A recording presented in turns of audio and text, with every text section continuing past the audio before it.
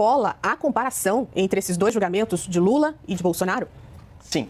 Afinal de contas, comparar nada mais é do que verificar as semelhanças, verificar as diferenças entre duas coisas. Portanto, vamos comparar as condenações anuladas do Lula pelo crime de corrupção com o julgamento de Bolsonaro pelo crime imaginário de tentativa não tentada de golpe de Estado. A primeira comparação diz respeito a quem julga. O Lula foi julgado pela Justiça Comum em primeira instância por um juiz sorteado, sem histórico de afiliação política e nenhum envolvimento prévio com o caso. Nos seus processos, o Lula teve direito a apelar ao Tribunal Regional Federal, ao Superior Tribunal de Justiça e ao próprio Supremo Tribunal Federal. E antes de ter as suas ações penais anuladas pelo STF, o Lula foi julgado e condenado por unanimidade por 10 juízes, em 3 graus de jurisdição, em 3 estados diferentes da nação, Paraná, Rio Grande do Sul e Distrito Federal, ao longo de anos de processo. Já o Bolsonaro perdeu o direito de ser julgado pela Justiça Comum e está sendo perseguido diretamente pelo STF, que é o órgão máximo do Judiciário, sem direito a apelar para outro tribunal, num julgamento relâmpago. E no Supremo, alguns dos juízes da ação penal contra o Bolsonaro já declararam em público sua intenção de derrotá-lo politicamente, já o processaram, já advogaram a favor do PT e são aliados históricos do senhor Lula da Silva. A segunda comparação diz respeito às provas do processo. No caso do Lula, implicado no escândalo do Petrolão, havia múltiplos delatores que eram réus confessos e denunciaram aí uma série de vantagens indevidas recebidas pelo petista.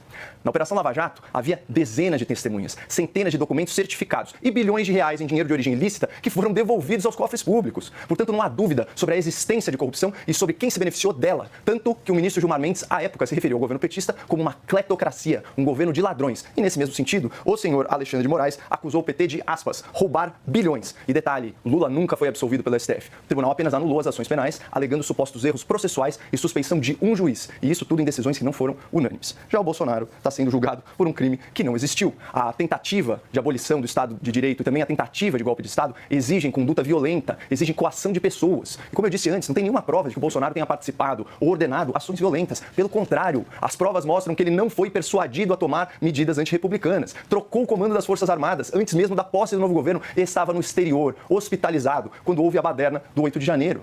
No seu processo, tem só um delator, que está gravado em áudio, desabafando, que adulterou seu próprio testemunho para se encaixar na narrativa da acusação.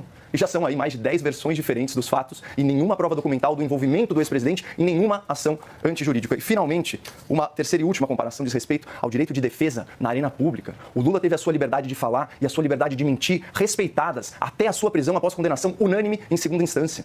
Ainda assim, o Lula manteve ativas as suas contas nas redes sociais e, do cárcere, participou da coordenação política da campanha eleitoral fracassada do PT em 2018. Já o Bolsonaro, eu já estou terminando, está em prisão domiciliar, sem direito a receber visitas não autorizadas pelo STF, impedido de usar o seu telefone celular e as suas redes sociais. Então, é uma verdadeira sanção de mordaça antes mesmo do seu primeiro julgamento. Portanto, Ju, existe sim comparação entre os dois casos e essa comparação escancara a diferença escandalosa de tratamento entre Lula da Silva e Jair Bolsonaro.